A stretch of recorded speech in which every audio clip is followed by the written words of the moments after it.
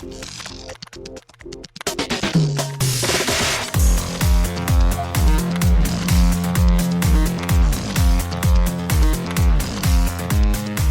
and welcome to Too Fast, Too Forever. There's all kinds of family. We chose this one.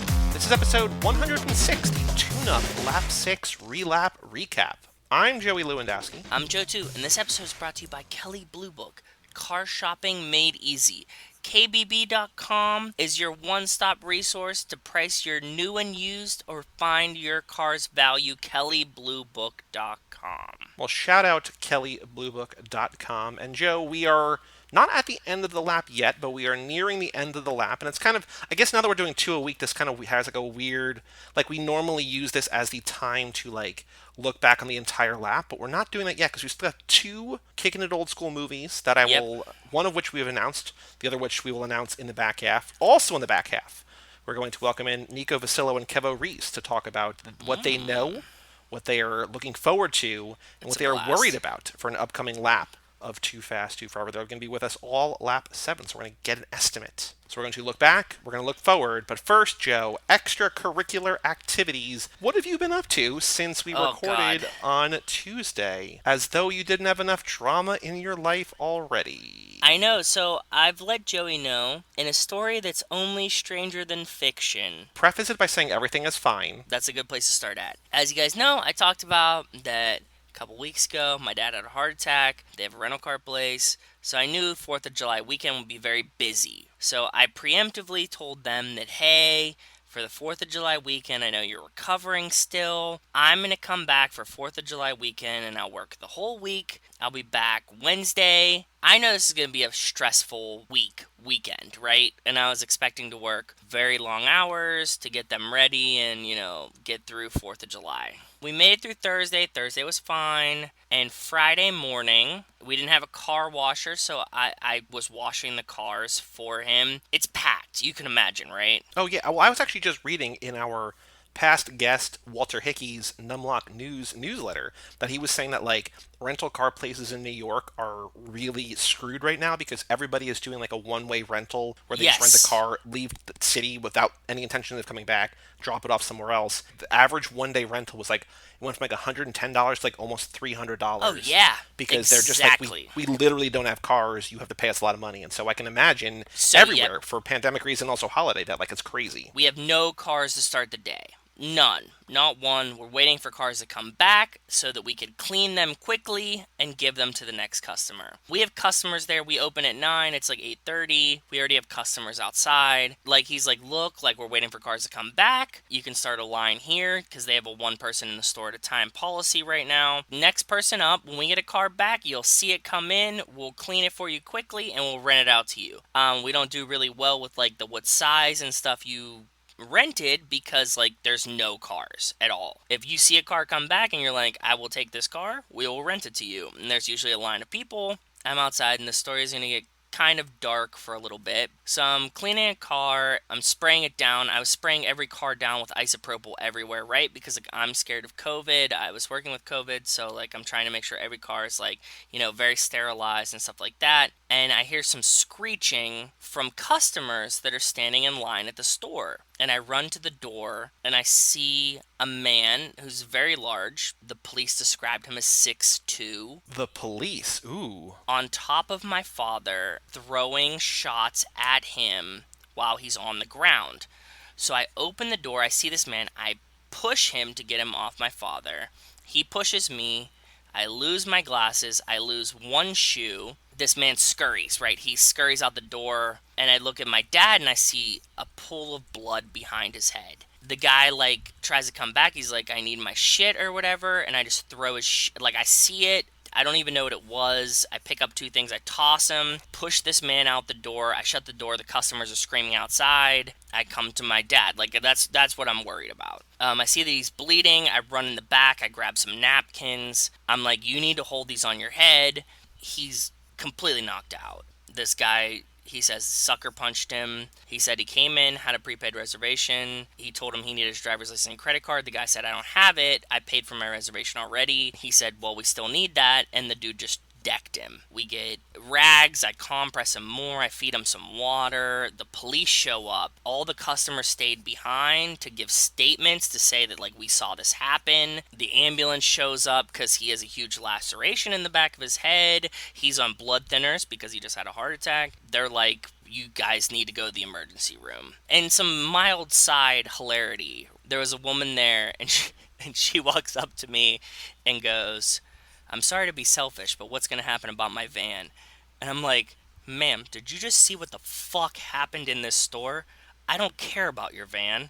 Right. Just leave. There's blood everywhere. I mean, like, I'm covered. Like, my hands are covered in blood. He's covered in blood. His shirt, everything, right? Because he's on these blood thinners. We eventually get the ambulance there. They, like, wrap him up.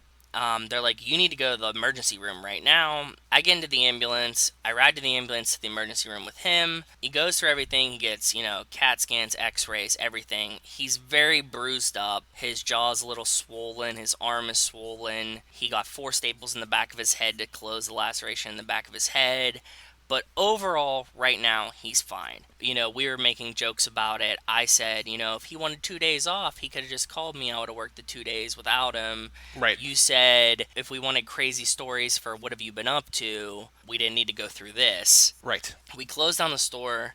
We're recovering now. Rachel and I went up. We took care of, we moved all the cars out of the way because it was a clusterfuck because obviously cars were coming back before 4th of July. But everybody's okay.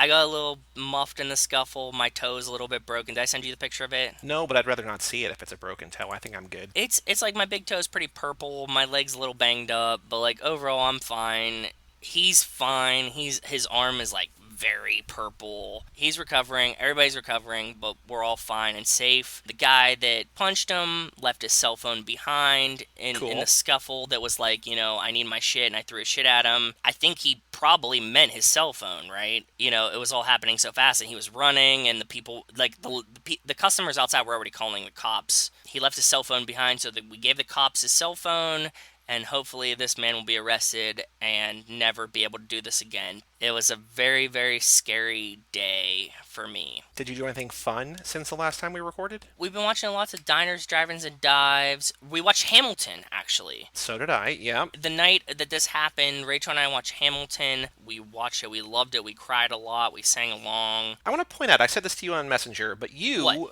Mr. Joe too, have been yelling for years on podcasts, I hate musicals, musicals suck, I musicals are know. trash. Go ahead. And Go now ahead. you're here saying I sang, I cried, I loved it. Like, Dude, okay, please, so please explain to me, to the listeners, go ahead. the revelation that you had about musicals. I didn't have a revelation about musicals. I said I'm not a fan of the musical genre. And I know a lot of people that are like, I will watch any musical. I've watched a lot, and this is the argument that I got into with Rachel and her mom. They're like, I've seen a lot of musicals. They thought that I didn't like musicals, that I hadn't seen a lot. I have seen a lot. I just don't prefer them generally. The good ones, Hamilton, that I recommended to Rachel and tried to get her tickets for before it was ever famous, and she did not, like, she declined. There was an Amex pre-sale for tickets to Hamilton in New York. I was like, hey Rachel, I know you and your mom love musicals. If you would like to go see Hamilton, I would love to go see it.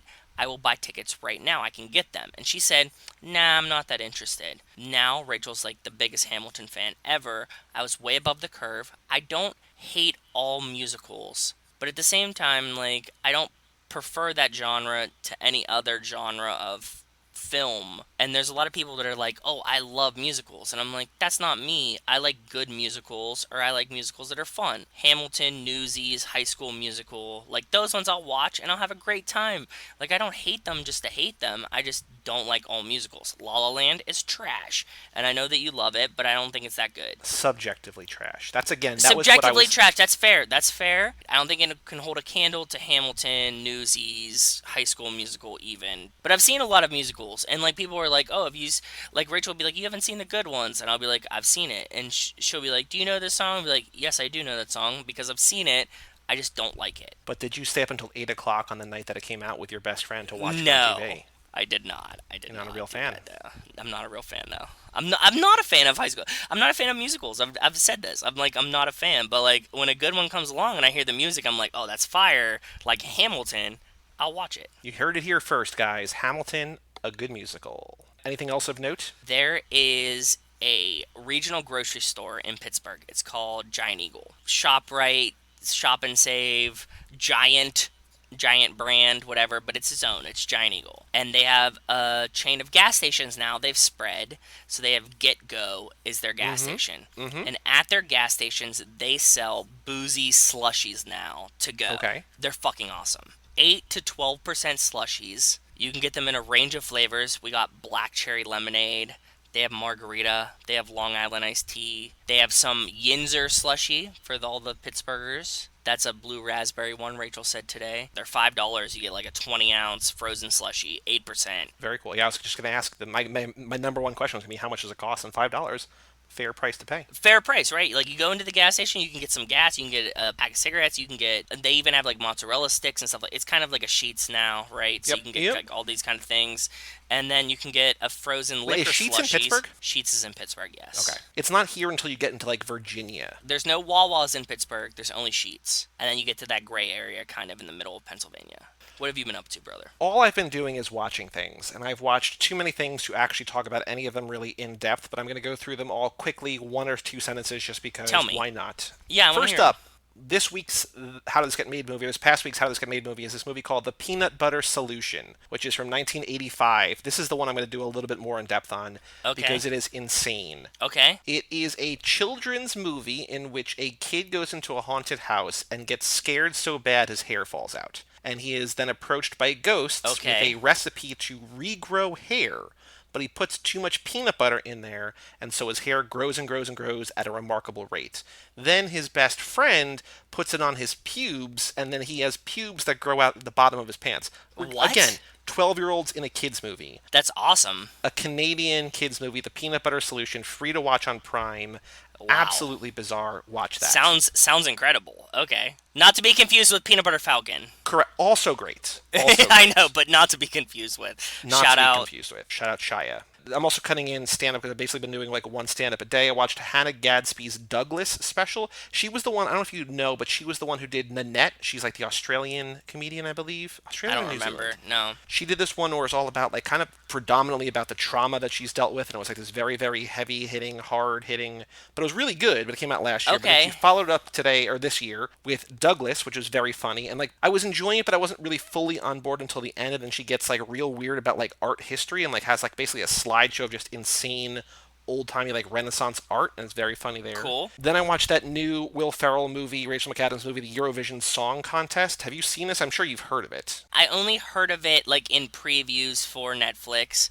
I'm a big fan of Rachel McAdams. I'm a big fan of Will Ferrell. You know what Eurovision? You knew what it was? Yeah, it's like the international singing. It's like it's the every country has their own sort of prelims. It's like the Olympics of singing, Yeah, it's like what were some of these shows like? like American Idol and stuff. But it's American just- Idol. Yeah, it's like yeah. American Idol if it was like Universe Idol. I have a lot of foreigners that work with me and they love Eurovision. Like it's like something that they really watch and get like into because like, they're all representing their countries that are smaller. Well, the movie is not good, but Rachel McAdams is adorable. And I sounded love bad. her in that. Yeah. But yeah. Then I watched. Okay, so then I watched two Eddie Murphy specials. I watched Delirious and Raw. Have you seen these? I'm assuming you have. Yes, with the red fucking leather jumpsuit. Delirious is the red jumpsuit. Raw Okay, is the good. purple jumpsuit. Okay. Delirious starts off with like 15 or 20 minutes of absolutely terrible homophobic, like hard Fs all over the place. It does not fly at all. And then once you get past that, it's like Yeah? 45 minutes of him absolutely on fire, funniest guy in the world doing at And 22 he's years young old. and delirious. Yeah, he's 19. Yeah, I was gonna say 19, but he's 20. Okay, I think he's cool. 22. Raw comes 5 years later and is kind Yep. of like a sequel to it, and like not great. It was kind of disappointing, and I think it's almost like Which one is the one with the big piece of chicken? Daddy comes home, he's working all day, and all he gets is the big piece of chicken. that's the first one. Yeah, that's delirious. Okay, yeah.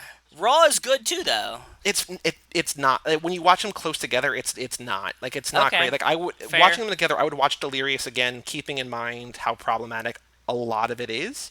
Yeah, of the times, I get it. Yeah. But like watching them a day apart, I was like, oh yeah, Raw is not great. Like I would not watch Raw again because Raw, like the first like 25 minutes of it is kind of like reaction to Delirious, and it just like his impressions are still really good, but it's like Just it wasn't as good. But Delirious is on Netflix. I would say check out Delirious is Delirious. incredible. Yeah, the one with the red jumpsuit, right? Yeah, Yes, like his that first one one, is yeah. like top tier. Then I watched Shirley, which is on Hulu, which is about Shirley Jackson, the author. It's starring Elizabeth Moss. Great. It's Okay. basically a horror movie without being a horror movie. It's just about an author writing a novel. I don't know if you would like it, but I really, really like that. Then I watched a new release, Baby Teeth. Did not like. It's like this kind of twee teen cancer drama. Like people are liking Not it. for Did me. not. That's does not sound like it's for me at all. Then I rewatched, as I do every year on the 4th of July, I rewatched Jaws, which is great. I watched Hamilton, which we talked about. I watched Yep. Raw, which we talked about. And then Yep. I watched Oh Hello, which I finally watched because I was like, I watched Hamilton. I might as well Oh, watch the other Broadway thing. And I've been putting it off for, I think, 3 years now. did you like it? Of course I did. As much as I love Kroll Show, as much as I love John Mulaney, the Broadway show version of it like didn't do anything for me. I watched it with Zach. We were drinking beers. We loved both of them. You know, he's a big fan of the Kroll Show, and when we turned it on, we were like, Steve Martin showing up was cool. There was like some good stuff in it, but like overall, we were like, man, we are so glad we didn't go see this in New York. Like, I would have Oh no, been I loved it.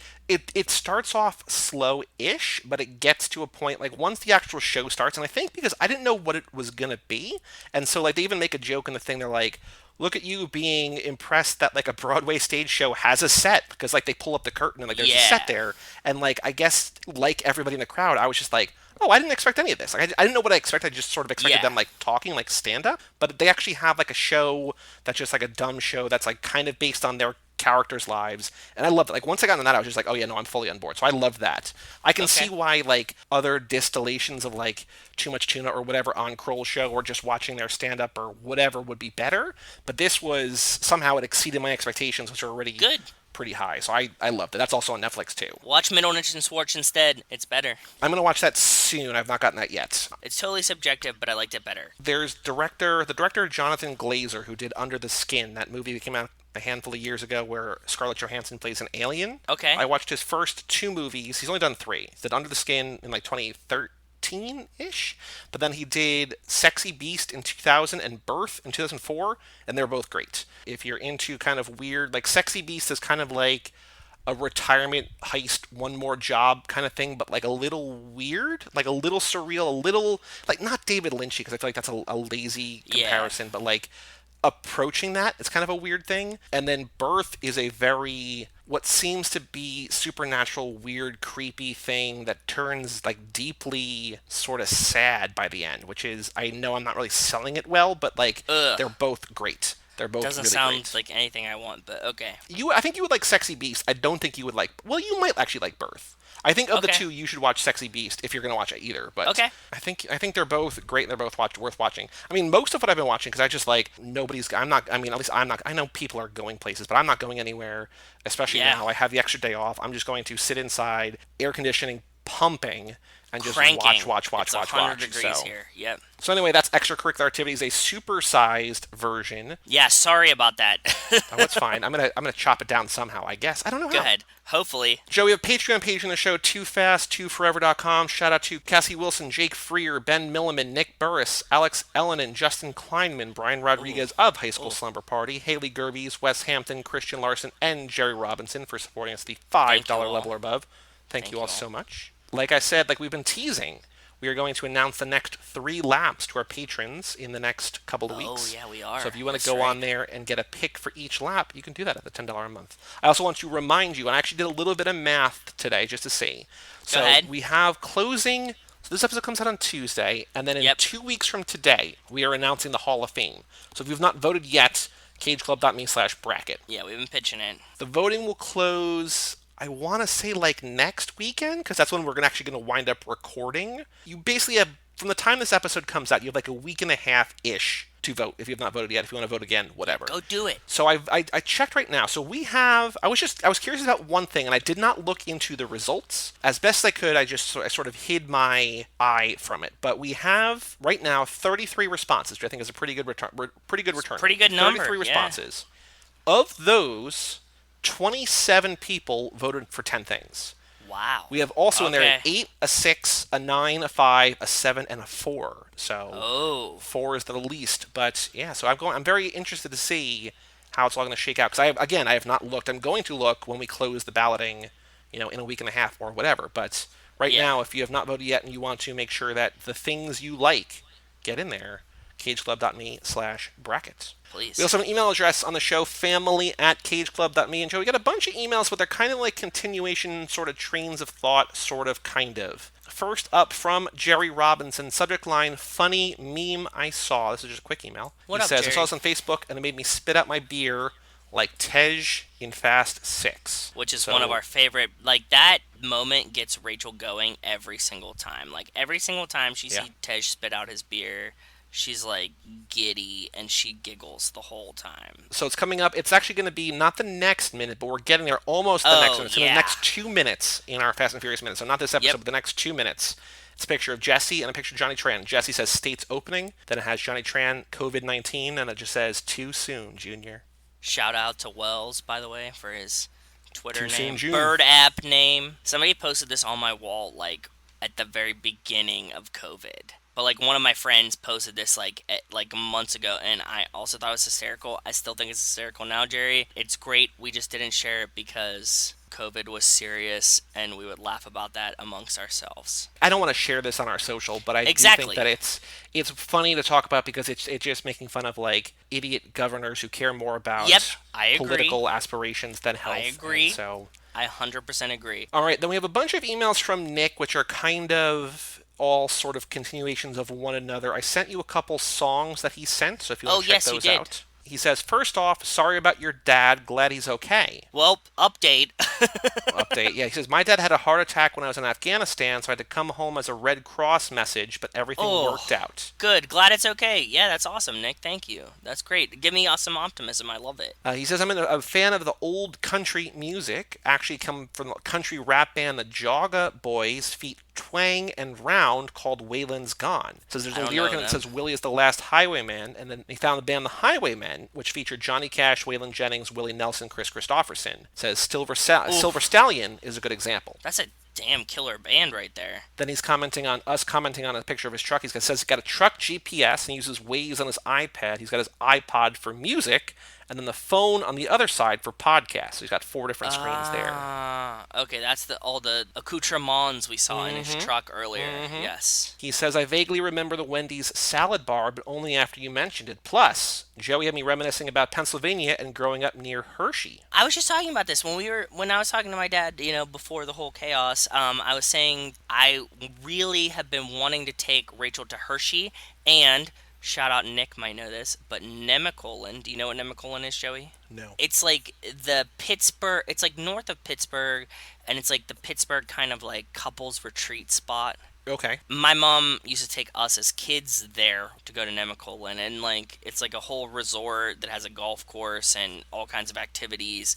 And I've been meaning to take Rachel there, and I told my dad like, oh man, like I was listening to the radio and they were saying about Nemacolin, and I was like, I want to take Rachel there, and he's like, why don't you? I was like, they just said they reopened on the radio. Hershey's dope though. There's like a really cool documentary about it, but there's a Milton Hershey school, and there's like a school for kids that were very underprivileged that the Hershey family started, Milton Hershey started, and they graduate a ton of kids to Ivies in like a Okay. really scary way. It's awesome. Like it's like one of the coolest things ever. Like the only requirements to get into Milton Hershey's school, it's like a boarding school and like super lit, but like you have to be like very very poor.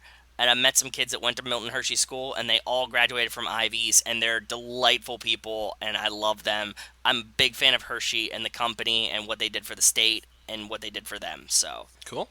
big fan. Nick goes on. He says, in Elizabethtown, the town I grew up, we had a Hosses. So you were talking about Hosses, I think, last Yes. episode, right? Yeah. Or a couple, whenever Ponderosa. that was. Says, my favorite restaurant when I was a kid. They used to, I don't know if they still do, but they used to have a hot air balloon festival in Hershey. Do you know about What? that or no? No, I'd never heard about this. And my family would go over there and watch them lift off, and we would follow them. It was boring when I was a kid, but it was pretty cool thinking back. And I was talking about, I think I talked about on here, about how the town that I grew up in was basically known You for did. a balloon festival. So I think it's, Yeah, and how they Pennsylvania, landed New in your Jersey. backyard. You were telling me, and I Yep. was like, why don't you kick them the fuck out? But yeah, okay, cool. Well, Race Wars, one thing I'm glad that Race Wars evolved just like the franchise. In the beginning, it was just tuners, but in 7, they have Letty in the CUDA, and she was racing an Audi R8 Muscle versus Supercar. So, That's yeah. very cool. Yeah, very good point. I like that. I think he writes about Race Wars later. We're going to talk about Race Wars this minute again, so stay tuned for that. Says plus having 1,500 cars is cool, like a car show in the event. They have a nostalgia drag meet in York, Pennsylvania fairgrounds where the race and the show cars will be displayed, and once in a while they'd start one of the funny cars. A little cackle fest, as I seen Ah, it called. So loud inside, I loved it.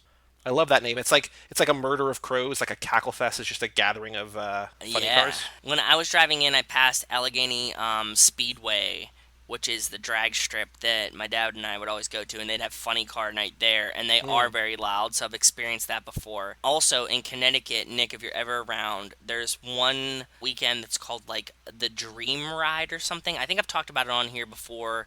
I mentioned it to you because we were laughing about it because it was like called the Dream Ride where all these exotic cars show up, but like you just take like a sick kid on a ride with you, and you were like, was it you who said, did they get to drive it? Was I talking about this with you? I don't think so. They take like Make a Wish kids on a ride in a very exotic car, like $1 million cars, and they drive them around and hang out with them all day. The Dream Ride is very cool in Connecticut, so if you're ever up that way near when the Dream Ride happens, it's one of the coolest car shows I've ever been to, and we try to go to it every year. Very cool. Says, okay, I think the Blues Brothers was cool. It's been a long time since I've seen it, and I was confusing the ending with Blues Brothers 2000. I think they have the same kind of power like the family. They should have died so many times, especially in the phone booth, lol. Still Yeah, loved it and forgot all the special guests. So talking about Triple X, the franchise, the Vin Diesel franchise, even the first one has hints of Fast and Furious in it as he literally jumps a Corvette over or onto maybe a new Corvette. Plus there's a 66 ooh, GTO. He nice. says the second one has Ice Cube in it, so it's not bad. I do like Ice Cube all around from movies to music. I love Ice Cube too. I have a nice "Today Was a Good Day" T-shirt that I bought from Walmart for $5. It's just Ice Cube from that music video, and it's awesome. Last thing, I think Carter Verone will come back somehow. At the end of Too Fast, Roman jokes with him as he's taken away, don't drop the soap. Brian says he's going to kill you when he gets out. Roman, you Yep, think he'll get out. Brian, he'll get out. Just saying. Whole villains revenge tag team style. Anyway, tail lights, bitches. Nick. I think we've talked about that, but it's like, is Carter Verone big time enough to compete with like Cypher? Like he's just sort of like I feel wasn't like he the working for Cypher? He was working for Cypher. no, Braga was working for Deckard. Shaw, or Yeah, Braga was working for Cypher or whatever, right? But like yeah. that, no, the Carter Verone thing, the Reyes thing, the Johnny Tran thing, the DK thing, those are all just independent. Like I feel like the family has leveled up so much since two. I would love to see Carter Verone come back and like kill Roman. That would be great fan service, and we get rid of a character like we've been saying, and we also get great fan service. Like he's, I'm out of jail, I'm on parole, bitches, and then just shoots them. You Oof. know, R.I.P. Rome. Romy R.I.P. Rome. Rome. Then Nick sends another email, says, forgot to add these. They have four LED color lights inside and one on the back of the cab to light up the trailer front. So I'm going to send you four pictures here.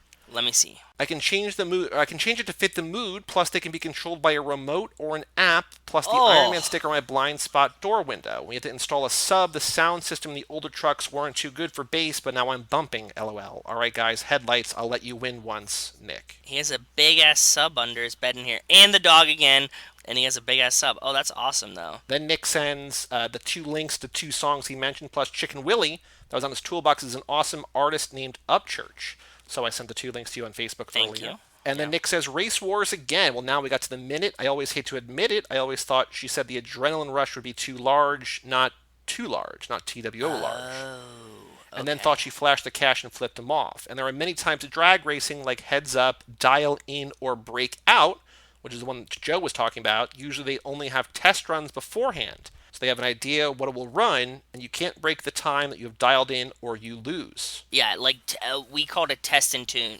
Test and tune, I think, is what they were. And they had like Tuesday nights that you do like test and tune, and you could bring any car down and like race it to get your like timing. Yeah. Also, there is one that it's open to all kinds, but it might be called delay. I can't remember. But if you're up against a slower car, the light or Christmas tree will delay for the faster car, so the slow car Ah. gets a chance to win. But the Oh, faster so car you can race at catch the him, of end. course, he Yep. wins. It's done by time. That's kind of like, was it the Brewers or the Reds? Some baseball team has like the Flash or the Freeze, Mr. Freeze or something. Do you know about this? Oh, It's I like feel like I've they seen it. run Is it from foul pole the to foul Braves? pole. God, I feel like I've seen this live before. And the only other team I've seen live is like the Braves. But yes, I've seen videos of the Flash, the It is the Freeze. Braves. MLB beat the Freeze, Yep. yes. Breathe the Freeze. That's I thought so. And so they just have. I haven't gone to Atlanta. I guess I should have known that it was a stadium that I haven't been to. I guess it could have been since I went to Did wherever, your but tour, like, yeah. yeah, they just have like a fan run from like pole to pole, and then they give him, I guess, probably like a 15 or something second head start, and then there's the guy in the freeze.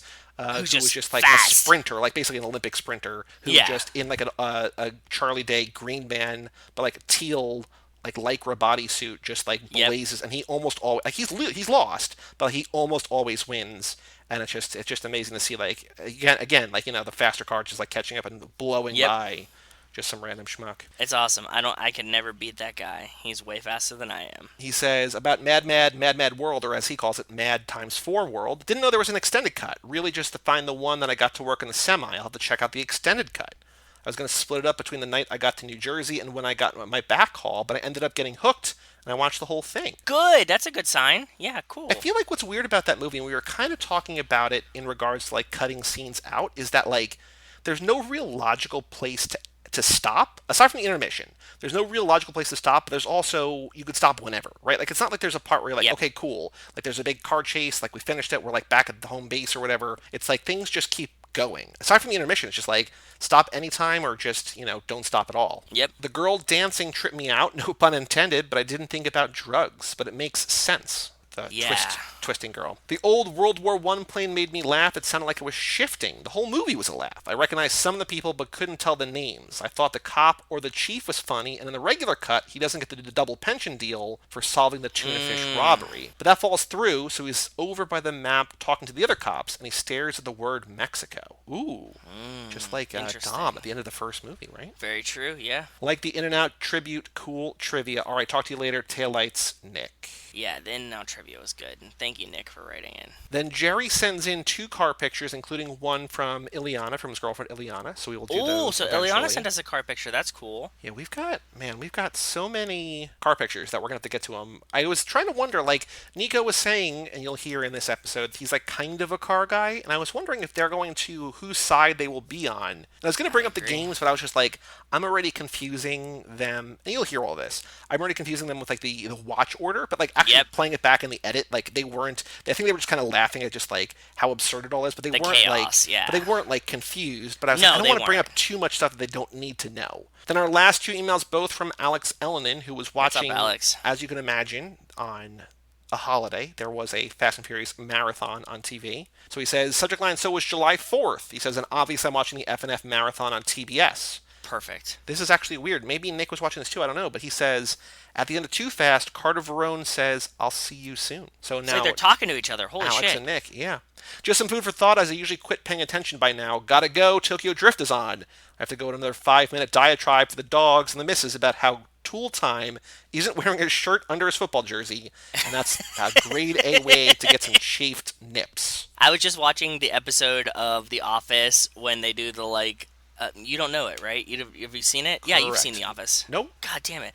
Okay, so they do like a 5K runathon, fun run, something. There's like for rabies, but also cancer, and like, in the true Office fashion. And somebody was just bleeding from his nips on the fun run, and that's what I was just thinking about. Go ahead. But I've watched The Office exclusively with people who loved it, and they were all like pre-laughing at jokes, and I was like, "Oh, this is a terrible way to watch it." Yeah, that's not But a I've fun time. seen probably 15 episodes. Like I don't know where. I watched like I think the first season with friends, but they were all just like laughing ahead of time. I'm just like, this is not good. It's This is lame. not how I It's want to lame. watch this. Yeah.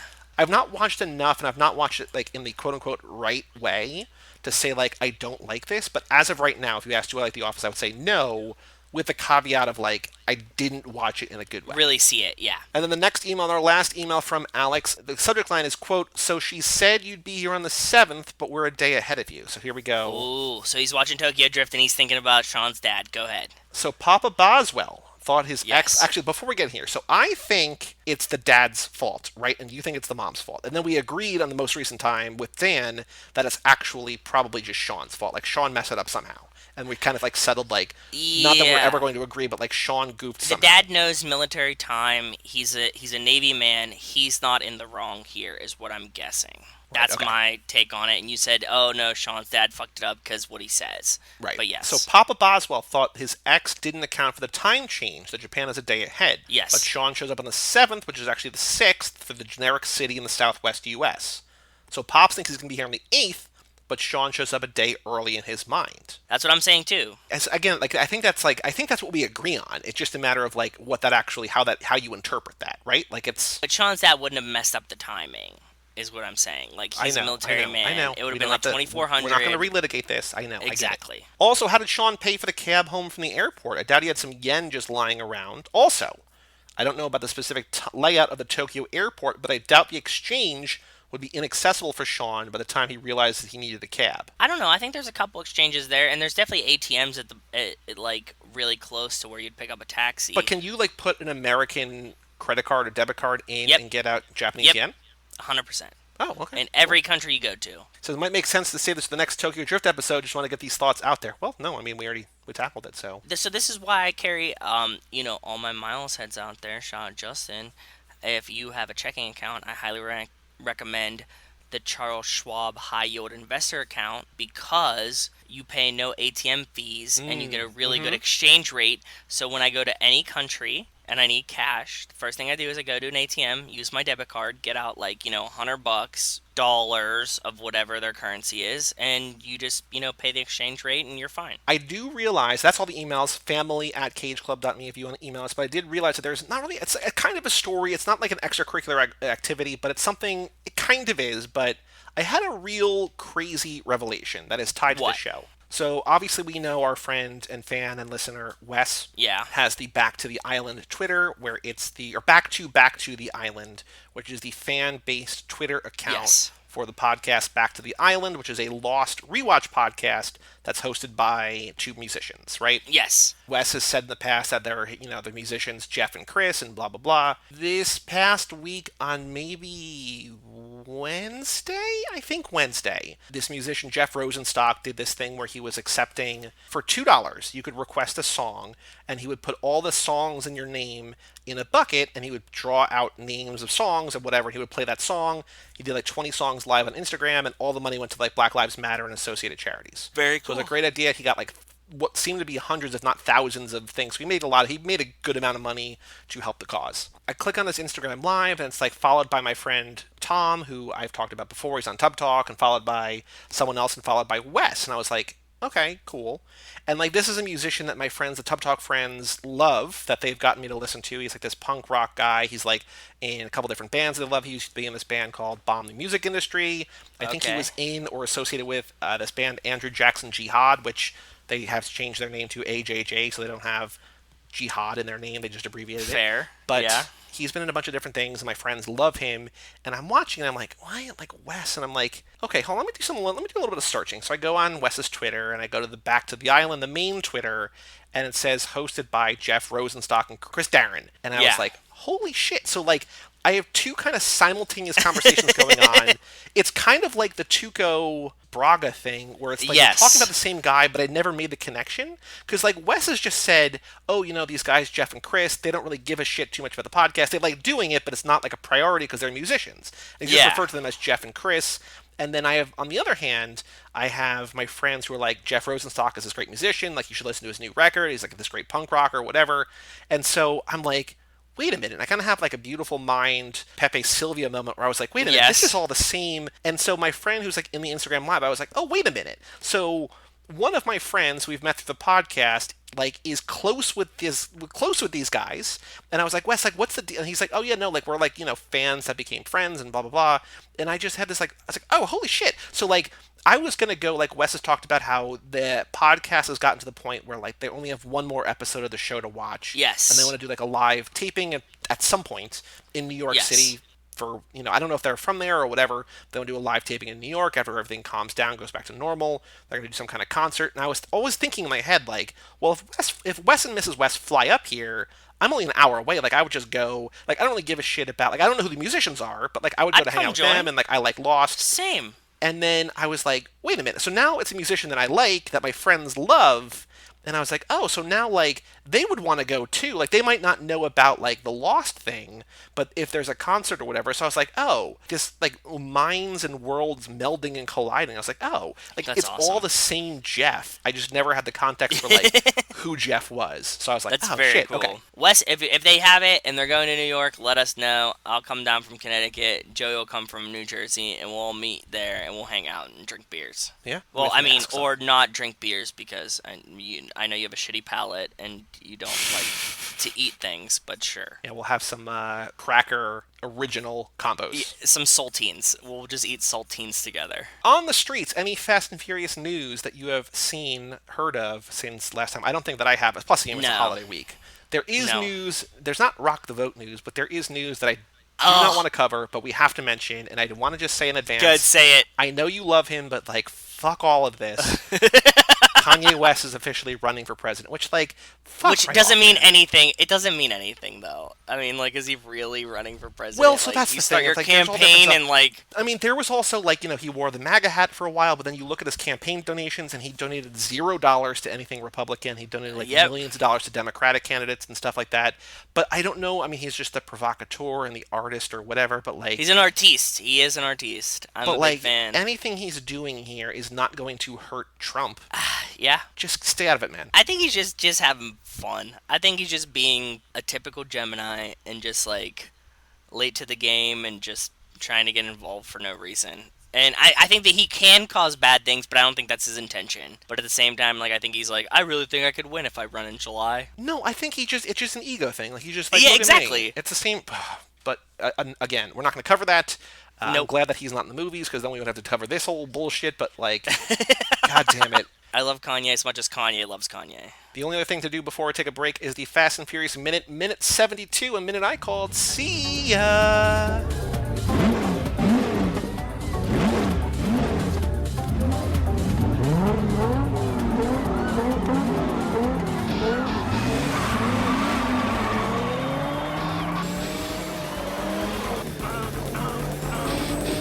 One bite does stop. Come on, what you got? What you got? See ya.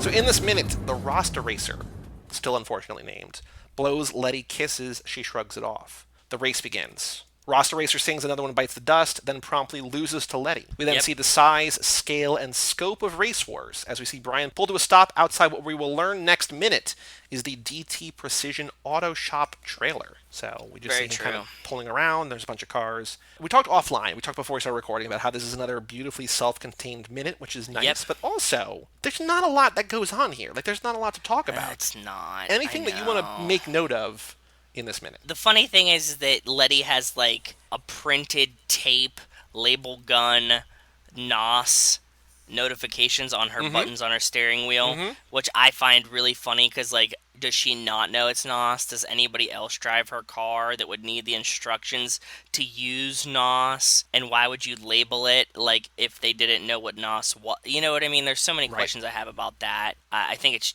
obviously just for the viewer, but nothing crazy like that. Ross Race's car, he has an RX-7 too, which is very cool. And I found the Volk Racing Wheels website that he has a sticker of on the side of his car. I think you can't see the number in its entirety. You sort of have to see it as it frames around his spoiler. But I think he's number 166. I Makes also see a sense. bunch of other numbers in the parking lot. There's 201, 202, 204.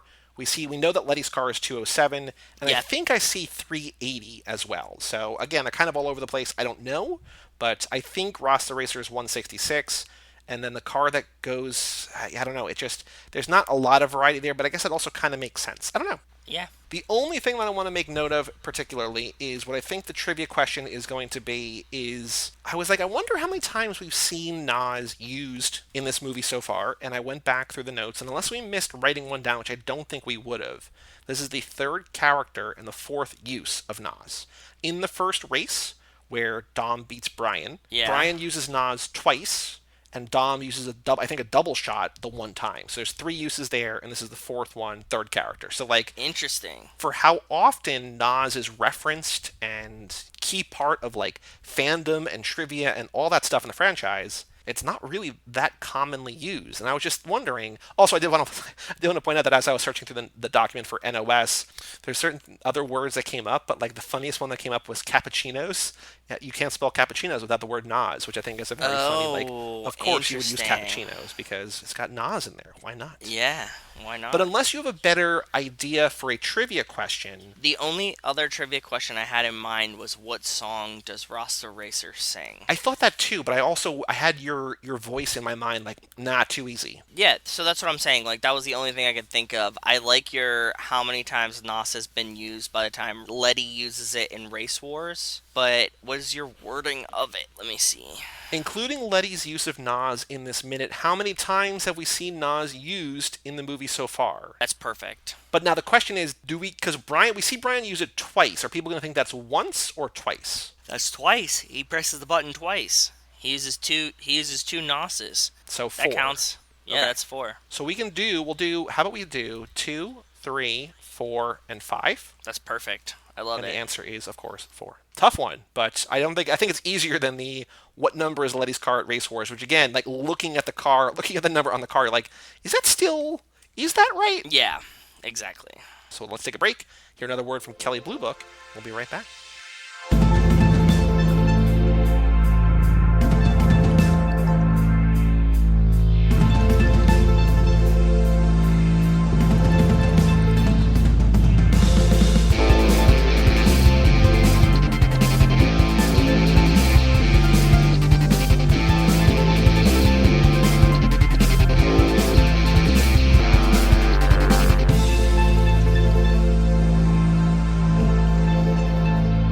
Welcome back to Too Fast, Too Forever. This is episode number 106. Tune up, recap, relap, getting an estimate. This episode is brought to you by Kelly Blue Book. Buying a car can be stressful. It helps to have a trusted pricing source on your side. The Kelly Blue Book Price Advisor shows you what you should pay for a new and used car based on what others have paid in your area. Shout out Kelly Blue Book. Well, shout out Kelly Blue Book, and welcome to the tune-up relap recap for lap 6. So in a little bit, we're going to have Nico and Kevo on to talk about next lap. Sorry, I'm just giggling because we just recorded it and those two are a fucking blast. So, yes, So I'm you will excited. hear that very soon. But before we get to the future, before we look to the future, we must look to the past. And Joe, this was the kicking it old school lap. A lot of things happened. I don't know if you're aware. A lot of things happened this lap. When all is said and done, we will have 38 episodes this lap. This is the Oh. lap where we went from 1 a week to 2 a week. Jesus, 38? 38. We're going to have even more next lap. As it stands right now, we're going to have 44 episodes next lap. God damn. Okay. I know. This is the lap that the pandemic hit, that COVID hit, that we doubled up. Yeah, a lot happened. I don't mean this to be a positive or a negative, but I'm glad if we had to deal with a worldwide pandemic that claimed hundreds of thousands of lives, selfishly for the podcast, I'm glad it happened during the kicking it old school lap and not the Brian O'Connor lap, because the movies this Yeah. lap were so much better than that lap, and that's the silver lining on all of this, I think. Yeah, and I'm also glad, like, it wasn't like world domination lap or something, right? Oh, like, yeah. like catastrophic events lap or something. Or like a sarcastic like MAGA lap, where just like, oh, we don't want to be associated with this. This is bad. you know, like what if we would have been like, oh yeah, we're gonna like start watching all these goofy movies, and then it's just like, you know, the day after Yes. tomorrow, it's Yeah. like it actually The happens. end of the world. It's the end of the world as you know it, and I feel feel fine. Yeah. Do you have favorite? I mean, we still have a couple more movies this lap that we've not covered yet, but do you have any favorite movies that we've covered, any of the pit stops, any ones that stand out to you, any ones that you hadn't seen before that you love, anything that you're going to that you either have maybe have rewatched or want to rewatch very soon. I think that we watched some fucking great movies this lap.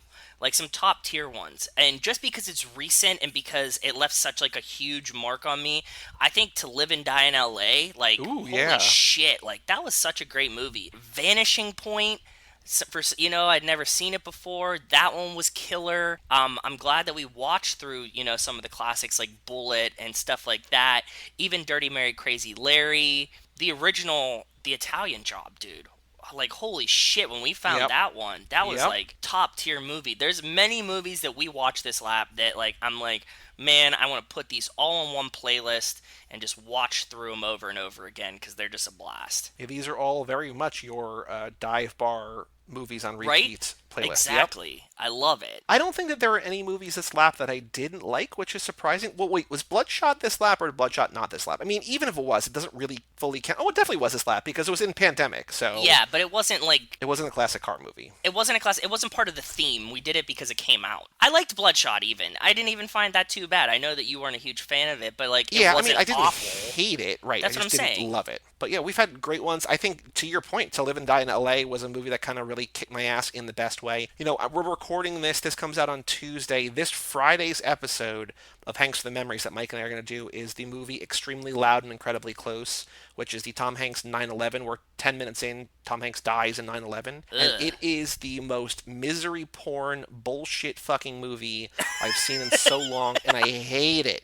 And like it's another one where I'm just like, this was like doing this podcast was a mistake because I don't want to be doing this. And I Yeah, feel like that's the beauty of Too Fast is that like we can like there are going to be movies that are going to be clunkers and stuff, but like we can pick what we want and we can make sure that they're good. but it's mostly fun. Like we try to Yeah, keep it positive and upbeat here. You're not going to really find like I guess like some parts of, a movie like Vanishing Point could be depressing, but like for the most part like we're not going to pick depressing movies to watch here. That's like just not like that's not the whole thing, right? right. I think the patron picks this lap. Let's see if I can remember them all. Oh I have a god. list, but They're like great. Yeah. Two Lane Blacktop, I don't know that we ever would have picked, but I'm glad that Never. Nick picked that one because that Super was great movie. great. Yeah. I love it. I want my dad to watch that one for sure. Jake picked Back to the Future, which again we were like, should it count? But we're like, who cares? It was fun. That was a blast to talk about. Yeah, always. Alex picked The Cannonball Run, which was a great movie. A Oh my fun, god. dumb movie, but a lot of So fun. much fun. Yeah. Oh, actually, no. Ben picked Two Lane Blacktop. That's right. Ben picked Two Lane Blacktop because Nick was between that and Hollywood Nights, which we also watched and really And enjoyed. Hollywood Nights, that blew my mind. That was, Car Animal House, like Yep. Animal House, American Graffiti mixed together. That's another great one that like should be on that list of like really impressive movies that I'm like, how did I never see this before? And then the only other patron pick we had this lap was Justin Kleiman picked The Blues Brothers, which we just did and we both loved and we both seen I before. needed it. That like scratched an itch in my soul that I really needed at the moment. So So all those guys have another pick coming next lap in lap 7, and then we have three newer patrons aside from Justin, with Brian, Haley, and Larson each getting 2 next lap. So it's very exciting. Lots of good movies, lots of good things. Next lap reminder: the next lap is the Michelle Rodriguez, Letty Ortiz lap, as well as yes, Missing Pieces lap, the Amnesia, the Memory Loss lap. So, yes. Nico, I hope you're not listening to this episode. I hope told you took you our not. advice in the second Kevo, I hope half. you're not listening. So yeah, again, I don't think there are any duds. There are still so many. Like, what's cool about the theme, we could do another lap. Not that we are going to, because we know the next at least 4 planned out. But we Yeah. could do another classic car movie lap next lap and still have another 30 movies that would be great to watch. Oh yeah, you guys know how we operate, and we have many other ideas that are similar or different, and we always try to keep it a little fresh. Yeah, I would like to revisit classic car movies eventually, because there's many that we didn't get to do that we wanted to do. Even with the pandemic and doing 2 a week and having so many extra episodes, there's still so many out there that we could do. Like in the conversation we're about to have with Nico and Kevo, Nico talks about the French Connection. We did not cover the French Connection. Nope. We are going to next time. We can also do the French Connection too. We talked about other movies from that director. Like, we covered basically everything around the French Connection. We just did not do it. But we have so many more movies Yep. to cover. Do you think that there are, I mean, in addition to maybe the French Connection, are there any massive, and I don't think there are on my end, but are there any massive classic car movies that you think we missed that we should have covered, quote unquote, should have covered this lap? I mean, again, knowing this is going to go on forever, we're not really worried about that, but are there any that you're like, we really probably should have done that? No, not strikingly, because like any ones that we thought about, we kind of cut in just by the nature of how this lap worked out, right? Mm-hmm. So like Mm-hmm. any ones that I was like, oh, we probably should do this, or somebody really strongly recommended this, we kind of put in, and I think we hit like a lot of the major ones, right? Like, Yeah. no, there's nothing on the top of my head that I'm like, oh, I regret that we didn't do this one. I also do want to call special attention to the guests that we had this lap. No shade to past guests, because I think all of our guests have been wonderful. I think, especially as we're able to build on the thoughts and the theories and the ideas and the conversations we've had with previous guests, with each new one that comes on, we're able to go even further and even deeper. So we kicked off the Fast and Furious with Snark Squad with Nicole and Marines, and Yeah, that was a blast because Nicole seemed lost as hell, and Marines was just kind of like everybody was just laughing the entire time because it was a blast to Giggle record. Fest, yeah. Then we did Too Fast with Nate Milton of the Rocky Maivia Picture Show, which Who we we loved. love, yeah. Great episode. Nate's great. Then we brought on my friend Liz, or my Twitter friend Liz, to talk about Fast and Furious. She was kind of a last minute fill in there because I don't remember who was supposed to be on that one, but we had a gap, and I was like, "Hey, I know you love Nicolas Cage movies. Do you love Fast and Furious?" She's like, "Yeah, I've seen about half of them." So she came on. That was a lot Perfect. of fun to have her on there. Yep. Then we had, I think, our longest episode was the 3 hour and 5 minute episode of Fast Five with Roxana Haddadi from Pajiba, which was great. Yeah, Roxanne is awesome. She cracks me up too. Then we had a guy that I don't remember. Can you remember Brian Rodriguez? He was on Fast and Furious 6. I don't know. I don't remember who that is. Was he on Six and then American Graffiti with us, like back to like very close together? It was This five lap episodes feels. later. Yeah, it Oh was like 2 weeks God. after. Yeah, man, this whole lap has been A blur. yes, in a good way, but like it just you tell me these things. Some of them feel so far away, and some of I them know. feel so close, right? So we kicked the lap off actually with a Nas boost, if you remember, like those kind of the in between. Like after YAML, after Lifespan, we had a Nas boost, and then we had the Fast and Furious. But like the Nas boost was at the end of February, so like we knew, like I knew from work that like coronavirus was a thing that was happening, and people knew for months Yeah, before that, right? But like we did not know that like 2.5 weeks later, our entire world would be thrown upside down. true. This entire lap, like it feels like forever ago that we talked to Nicole and Marines, which we recorded at the end of February because it was forever ago. Back when we thought we were still just a weekly podcast. Too How fast, young too and dumb we forever were. ago. Yeah. Then after we talked to Brian on Fast and Furious 6, before he came back for American Graffiti, we talked to Dan Hamamura about the Fast and Furious Tokyo Drift, which is also a blast. That was a great episode. Yeah, Dan's a good dude too. Then similarly another great episode. Again, I'm just a broken record, but another I great know, episode. but like we really did kill this. I mean, like the guests on this lap deserve all the applause because like they carried us for sure. I think Yep. at least. We had on Furious 7 Jeff Legaspi, which was Jeff great, was a awesome. blast. Yeah, for sure. And then for the Fate of the Furious, we mentioned him.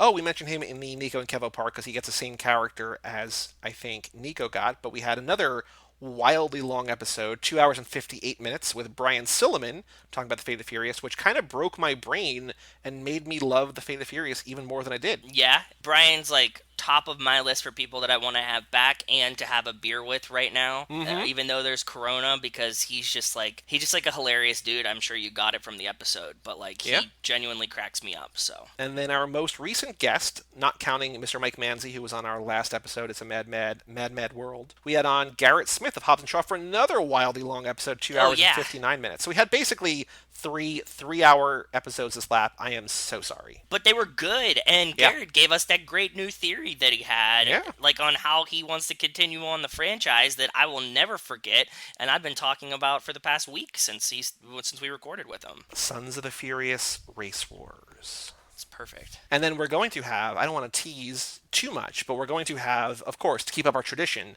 on the next Lifespan episode, we will have a very special guest. We had another special guest. We had Brian stop by an episode. Oh, also this lap, we hit episode 100. Yeah. Way faster than we ever thought we were going to, but episode 100 with that special guest, Brian Rodriguez, on Lifespan. But that was a big milestone accomplishment. Yeah, I didn't think we were going to hit 100 that fast, but we definitely shifted gears, hit the NOS, and wound up there real quick. There are only a handful of podcasts on our network that have hit 100 episodes. I mean, Nico's podcast, X's for Podcast, which Kevo's on sometimes, they're way over 100. Brian's way over 100 with High School Slumber Party. Hoffman and Cage Club kind of have a couple that are like, the total sum are over 100, but there's very few like narrative podcasts, like where it's one straight through thing. Yes, But, we yeah. did it third. We were third there. So it's the first one of all the ones. I mean, again, I said Cage Club has more than 100, but like it's the first one that I've done. And I've done most of the podcasts on this goddamn network. It's the first one I did that I actually got to like say out loud episode 100, which was very, very cool. Yeah, that is awesome. Congrats, brother. And we're going Thank to you. make it to 200 and 1,000 and 2,000. And I was trying to think, what's the next milestone that we celebrate? Is it 200 or is it 250? I think you got to get 200. 200. Okay. 200, and then I think 250 is also a celebratory one because that's like a quarter of 1,000, right? Like, Yeah. it's like 200, 250, and then 500 is what I think Okay. it is. And then Does 1,000. that sound right to you? And then 1,000, and then 1327. Yeah, exactly. Yes. Yeah. Hold on. Exactly. 1327 divided by 2 is 663 weeks. Divided by 52. Okay, so 1,327 episodes at 2 a week is almost 13 years. So if we then take out 100 of those, it's in a little less than 12 years from now. So in Perfect. early 2032, Jesus Christ, I'm still going to have 18 years on my mortgage, and we're going to be at episode 1327, which is very exciting. So It's cool. perfect. I love it. Also, if we're still doing episode 1327 by that point, like this better be our living. Like I have a blast doing this, but like if we're 1,300 episodes deep, TooFastTooForever.com, you guys better pony up. Like if we're doing 2 a week for 12 years, Jesus Christ. Oh, God. Boy, oh boy. Any other thoughts about this lap? Recapping the lap that was. Again, we still have a couple more episodes. We mentioned that on Friday we're going to do Freebie and the Bean. Actually, I'll just say for here. So the rest of this lap, we got Freebie and the Bean on Friday. Okay. Then on Tuesday we've got You Are My Lifespan, Chapter 6. Yes, a with new special one. guest. Not the same one again, guys. We're gonna have a new chapter, and it's gonna be full of food. There's gonna be food all over the place in this Wonderful. chapter. Next Friday, our final episode this lap is 1972's The Getaway, starring Bullet himself, Steve McQueen. Perfect. Good job. So I wanted to end with that one on purpose because Steve McQueen is kind of in a way, the lifeblood of the car lap, the old school car lap. And then Yeah, the next he is, episode after right? that Yeah. is 2 weeks from today is The Fast and the Furious with Nico and Kevo on July 21st. Which, Remember, if you listen ahead, I'm telling you, it's gonna be great. it's going to be an all-timer the rest of the year. Yes. And again, we talk about it every time we bring it up, but Hall of Fame voting will be announced in the opening segment on The Fast and the Furious on July 21st. So if you have not voted yet, go to cageclub.me/bracket, cast your ballots today. Yes, do that. Now that we've covered this lap, let's bring in Nico and Kevo and talk about what they're looking forward to, what they're expecting for next lap.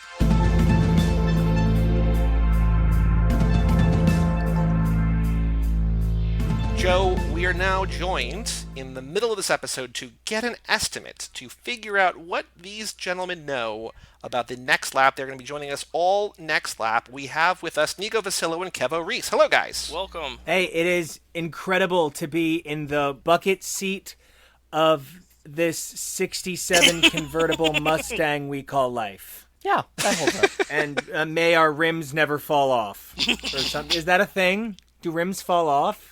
I think so. You All right. could. Not easily. They can. It That's feels like what I'm learning. 2020 had the rims fall off of it, like Yes. the whole year. So The year itself had the rims fall off. I think 2020 had the wheels fall off, so that was very kind of you. Wait, are rims wheels? No. Okay. I know that. Okay. I know that much.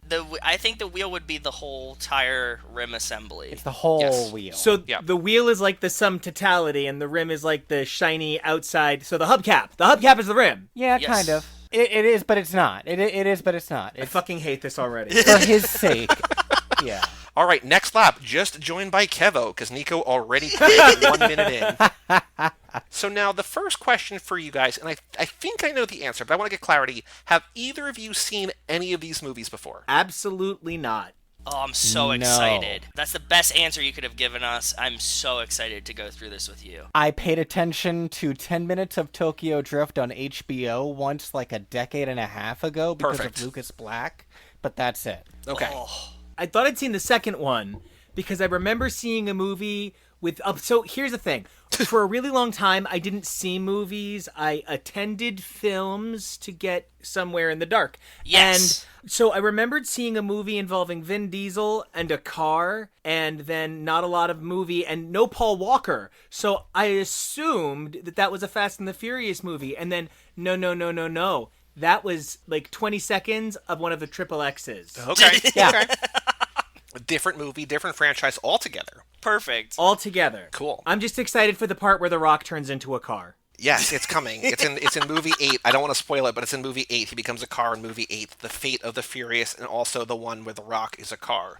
So, here's the more important question. The more important question, you kind of alluded to it there. What do you think you know about the franchise? Characters, I mean, you obviously mentioned Vin Diesel and Paul Walker and The Rock, and you guys are both very well versed, of course, in pop culture. You have your own podcast, HTML, Husbands Talking More or Less, where you guys who are married, you are our first married couple on the podcast in totality, which is very exciting. True. You Hey. guys talked about the MCU, you talked about Alien, you talked about Dark Phoenix, God Save Us Oh All. my god! Yeah, I was like, oh my god, Joey, what are you doing in this movie theater? And you were like, oh fuck, we're seeing this together. Yeah. And then I made you be on the episode. Joe, I don't know if I told you that story. I might have. What, the Dark Phoenix episode? Yeah, the week after Nico and Kevo and Jonah came here for my barbecue, I sent Nico a picture on Facebook, or sent Nico and Kevo and Jonah, like whatever, the thread on Facebook, a picture of the Dark Phoenix pin or something. And they were like, wait, are you in New Brunswick? And I was like, yes, how did you know that? They're like, because I was like, do you recognize the floor? Like, I thought for a second it was like my garage parking lot thing with Wes and the Yes. draft house. Yes, And Nico's yes. like, no, there's only like 3 locations in New Jersey giving out this pin or whatever it was. This is the only one that's anywhere close to us. I was like, oh yeah, I'm here. And so like, cool, we're in the front, come down. And so I watched this movie with them. Oh, and then super I cool. thought it was okay. And Nico lost his mind. And Kevin, I don't remember. I blacked it out, I think. Did you like it or did you not like it? I wasn't thrilled with it as a film, but I like everyone's best effort. That's okay, fair. so closer to me than to Nico. Good to know. Good to know. And then we talked about it for like 2.5 hours, which is longer than the runtime of the movie itself. Which is, I don't know why it happened, but it happened. That's cool. That's a fun story, though. Yeah, it was a fun experience. And now they're working their way through the Star Wars saga, and they have been stuck in the Clone Wars for what seems like 12 years? Oh my god, yeah. So we're doing double episodes for the summer to get through Clone Wars. But hey, no big deal. We did some research before we said, okay, Star Wars.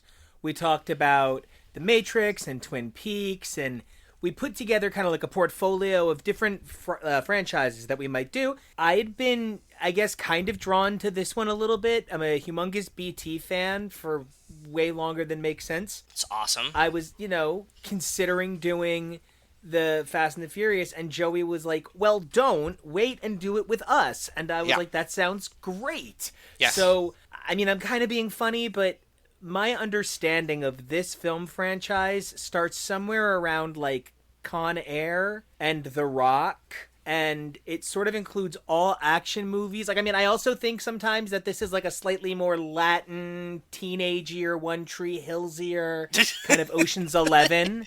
Okay. But like with cars. Like, it's Ocean's 11, One Tree Hill with cars. Not entirely incorrect, I will tell you that. You're way closer than it would sound. Yeah. I feel like it's probably more the OC than One Tree Hill. Okay. But Yes, I'd go with yes. a lot of what you're saying. So I also have a question. There's so many guys in this film that have such substantial gay followings. This movie is about the man candy. Like, I mean, there's beautiful women in it. Please don't get me wrong. Yeah. But like, and like all the men have chests and stuff. They're Yes. ripped. All of Yeah. them. Yeah. Pretty much Was every there a person. question in there? So, well, I guess, including Bow Wow, maybe. I don't. Bow Wow's in the third one, right? He is. And now here's the thing. These are sort of like Dark Tower movies where he can kind of, I guess the Fast and Furious god, can kind of put, they got the Colonel Sanders, who controls the Matrix, also controls the Fast and the Furious. The Fast Furious Force. The Fast Furious Force. He controls it and can put it in any order he wants, so actually, by virtue of the guy in the 5th and 6th one, the 3rd one comes after the 9th hole. I don't know. I am fascinated by how much you know, and yet how sounds like you know nothing about anything, but your actual, like, if you cut away all the, like, you know a lot about these movies without having seen them, which I am That's the surprised and I'm coolest impressed part. by. I was telling Rachel this today, like as I was like, oh man, I'm so excited to record this episode tonight. I love getting these things, especially with people that haven't seen them before, because the Fast and Furious franchise has permeated pop culture so deeply Yeah. that like you can't not know something about it, right? Like I would never expect somebody to come in and be like, I know nothing about it. Like you at least know who's in it, which ones they're in, that there's there's a goofy timeline that 3 comes after 6, and like all this stuff. So yeah, this you're really close. To speak kind of on a more like, cultural step back basis, growing up, I was born in '86, and there were some really popular things for our age group, and those were sort of like the generic Fox WB animated series action figures, wrestling figures, and toy cars. And I feel like there was a time where toy cars maybe were sort of like alienated out of favor. And I don't know if that's because of, the reality of green emissions. Cars were not at a place where we should have been deifying them the way we were. I mean, it was fucking Season of Mists, and it was goddamn, we've made Marilyn Monroe a god, and it was a car. So we had to kind of move away from that hyper deification of the automobile as this holier idea. But I feel like with Cars and with Fast and the Furious, both franchises that hugely imprinted on a culture, plus the rise of things like Pimp My Ride at the right time in terms of a scope. I know a little bit more about Cars than I let on. I've been to the New York International Auto Show. Same. It's an incredible experience. Love it. The Javits puts on an incredible fucking show for that. I think there is something to be said about the way the Fast and the Furious sort of using the motif of the action movie found a way to reestablish the car as a central theme of American media. Yeah. And I do feel like the Fast and the Furious does need a lot of credit for that, the same way perhaps Jurassic Park deserves it for dinosaurs. Yeah, that's crazy, and I agree. We weren't having we had action movies that had cars, but you're right. Fast and the Furious was like the revival of car movies that were action movies, right? Because we actually talked about it in a way, because this whole lap that we're just concluding up, we called it the Kicking It Old School lap, and we were watching all classic car movies, and we talked about, not articulated in that way specifically, but we talked about how there aren't really car movies anymore, and it's kind of just these. So like any kind of cultural, mainstream pop culture obsession or interest with cars probably stems directly from this. Again, maybe like you said, Cars, different demographic. Maybe the people who watch Cars growing up graduate to these, possibly. I don't know. But it does feel like from an era like the 70s where like there are so many cool classic car movies that like we couldn't even cover half of them this lap. I want to make French Connection the musical. Get the fuck out of my way. I have this whole idea for French Connection the musical where the car goes outside the theater and there's a camera and it projects it onto a domed ceiling. So I would need like the Gershwin. Yes. Sorry. I really like the French Connection a lot, okay? It's been all day with this one.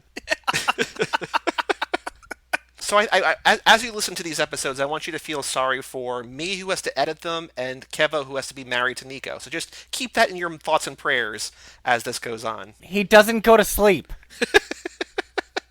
You know a lot. You seem to know a lot about these movies. Is there anything that you're hoping for that you don't know that you're hoping happens, either like moments or crossovers or Plot-wise. surprises or anything like that? Anything you're hoping for? And on the other side, anything you're worried about that you're like, ooh, I hope I don't encounter whatever. Well, I'll tell you what I'm absolutely looking forward to. I'll tell you what I'm expecting, what I know is going to be kind of like I know there's probably going to be some vaguely offensive homophobia early on. I'm worried probably a about couple that. of fast and fag references. I'm fine. It happens. I don't like it. I don't want it. But if I went back through time and changed everything that offended people in movies, I would certainly go through the annals of history and change a lot of things before I changed that. We talked in MCU.html about the problematic things that haven't aged well in Iron Man, which came out in 2008. Yeah. So I'm really not going to be surprised if there's things that haven't aged well. I hope things get better as we get closer to today. I just hope there isn't anything that lingers too heavily on the palate. That's all. Now, Kevin and I have this theory about art aimed at a specific age demographic inherently does one of two things. It either becomes static and eventually kind of a joke of itself, and kind of like Boy Meets World. Boy Meets Okay. World stopped maturing after a certain point and sort of staticked out riffs on the same, or you grow with your audience. The Harry Potters roughly age up with the reading level that Turf's books actually do sort of work grade by grade. There is something to be said about whether the art ages or statics. I really want this to static hard around the 7th film, and I'll tell you why. because I want them to get into some weird Weekend at Bernie's 2 witch doctor bullshit. Oh yeah. I want them to bring a car back from the dead. I want them to do some really, like, I want them to be like, no, that was, what do men name, like, Samson! That was Samson! My beloved Corvette! And, like, I want them to get some sort of automotive witch doctor to, like, raise the car. The way toward the later seasons of Family Matters, Stefan Urkel was a separate character because Steve Urkel cloned himself, and there was that episode where he was selling his teleport machine in Paris, and there was a car chase. Like, yeah, that's what I want these movies to eventually turn into. I want there to be Scooby-Doo crossovers, like... You absolutely know if Boy Meets World ran 11 seasons, in season 10, Topanga would have come home one day and been like, you guys know how I'm a witch, right? And just started, magic, magic, magic! And, like, it would have happened. Vigilante superhero, but, like, same vein. Yeah, so that's what I'm hoping for. We need the clutch of destiny. Like, that's what I need. That's the high-octane ride I'm hoping for. What I will say is that, once again, you're not right, but you're also not wrong, but you're not wrong. You're so close. That's why it's, like, so hilarious. Oh, God. I think you guys are going to enjoy this. Just based on that alone, I think that you're going to buy in hard. Is there anything else that you are hoping for or worried about, or any other thoughts? Because what we're going to do is we're going to do a character quiz today to give you some grounding, some basis in the franchise. We're going to do it again at the end of the lap. But is there anything else, any other thoughts, any other hopes, dreams, worries, fears, overview, anything about these movies that you want to get off your chest now? I know from working on the theme song and your opening banter. Oh yeah, Nico did our theme song. Yes. Yeah, I know from working on that the intro to this show vaguely references the Olive Garden. Yeah, it does. It does. Yep. When you're here, your family. Mm-hmm. Yeah, because that's like one thing that I think that we could probably give away that I'm sure that you picked up on, that like the central theme of the movies is family. Yeah, and wait, I just want to we'll go with the rougher, wrong side of the tracks girl in this. She's Michelle Rodriguez, right? Yes, and actually this whole lap we're doing is in the off weeks, in the episodes that you guys aren't with us, we're doing Michelle Rodriguez movies. And another theme that I don't want to explain to you right now, because it's a spoiler, so yes. Here's the thing. Don't listen to our episodes. Even though you're on them, do not listen to them, because we record basically an hour before the guest joins, and so we're going to talk about things that spoil things. So steer clear after you're off. I would expect you, and I expect you, to listen to every episode forever. But while you're on the show, do not spoil yourself. Do not listen to the show, even though you're on the episode. Okay. I think I can handle that. Thank you. But the reason I bring that up is because this lap we are focusing on Michelle Rodriguez, as you called her, the girl from the wrong side of the tracks. Yeah. In addition to another theme that is tied into her character, which we will not elaborate upon. She's the one that I found really annoying on Lost, right? And she's Ana Lucia Cortez, yes. And she's in one of the Predator movies? No, I don't think so. Isn't she? I don't remember. Are you thinking Maybe I'm confusing of her with Evil? Predator. Yes. I'm combining the fact that she's kind of like Predator and in Resident Evil. Yes. And I put her in a Predator. I'm so excited for this lap. You guys are both making me so much more excited for this lap just with this interview. Perfect. Wait, so what was why did you bring up Letty? What were you talking about? You just know about her. What's a Letty? Oh, that's Michelle Rodriguez's character. That's her name. Oh, terrific. I was just checking that's who I thought she was. Every other movie I've ever seen her in the poster for, she always looks like a very Latina Linda Hamilton. Yeah, I can see that. Okay. Oh, totally. So now, are you two ready to find out which character you are? We have a character quiz. So we had a quiz. So we found a quiz online originally. It was on Zimbio.com. It was like a J14 BuzzFeed style quiz. We liked the idea of it, but we didn't like the quiz. So what we did is we remade it in our own heads. We have 7 questions, 6 answers each. There are 25 possible outcomes. That's so much math. We have 25 characters. You are the first 2 to take the quiz with the 5 characters we added from Hobbs and Shaw. This is new ground. We're very excited for this. I'm so excited. The goal here is to hopefully get you to be a character who is in most of the movies that you can be like, I see myself on the screen, I see myself as blank. I have an idea. We talked about this last episode. I think I know who Joey Nico has a is going to guess. be. Yeah. I don't know who Kevo is going to be, but we're going to find out. So are you both ready to find out which Fast and Furious character you are? I hope so. Okay. This is, the journey. Just answer, gut answers Answer is honestly. good. Honestly is good, yeah. So now I'm going to ask one question. You can both give me an answer. And I also do want to say that each of these characters has a write-up written by listener and friend Wes Hampton. So you're going to know not only who you are, but the traits that embody that character. Just next to him, is there East Hampton? Love it. Love it. Are you proud of yourself? Question number 1, how fast are you? NASCAR, roller coaster, Lamborghini Murcielago, Toyota Prius, Vespa, or Razor scooter? Roller coaster. That's not hard. Same. 2 roller coasters, okay. Question number 2, I'm sure you know it's coming. How furious are you? The Hulk, It's actually Volkswagen Jetta. the Hulk, Kylo Ren, Christian Bale on that one movie set that one time, Mel Gibson, Charlie Brown, or Jack McBrayer? How furious are you? This is too many. I think I have an answer. Do you have an answer? I think I do. I hate myself, but I think I gotta say I kind of Kylo Ren. Okay. I'm not quite the Hulk. It's not like I'm not truly frightening levels of scary, but I have my I'm spitting moments. Kevo? Hulk. Wow. Okay. When Kevo's angry, he is the loudest human being on the face of the planet. It's breathtaking. I've never seen Kevo angry, I don't think. Or Don't. heard You don't Kevo. want it. You don't want it. You Good. don't Good want to know. it. Good to know. Good to know. Good to know. All right. Question number 3.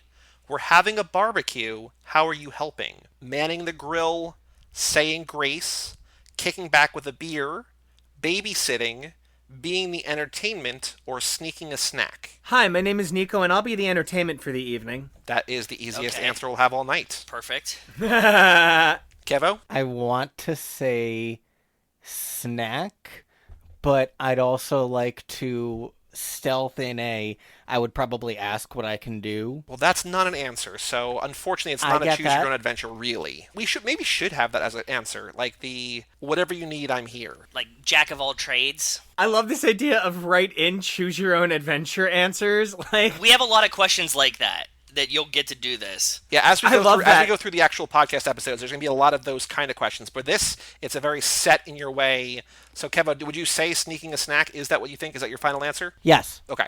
Question number 4. You've got time to kill. What are you doing? Are you grabbing a bite, working on your car, hanging with friends, drinking a beer, working out, or working on your computer? I'm working out. Ooh. Kevin? Computer. Okay. I don't think we've gotten one working out answer so far on this I don't think so either. Again, like the same question. I don't want to spoil it for the future episode, but Joe, you know how I sometimes say like podcast hosts generally aren't blank? I think Yes. the same thing is true, like working out. But Nico is the one of a kind podcast. Yeah, host. he is. Him man. him and Joe Rogan, I guess, are the two people, the two podcast hosts. I might say working out.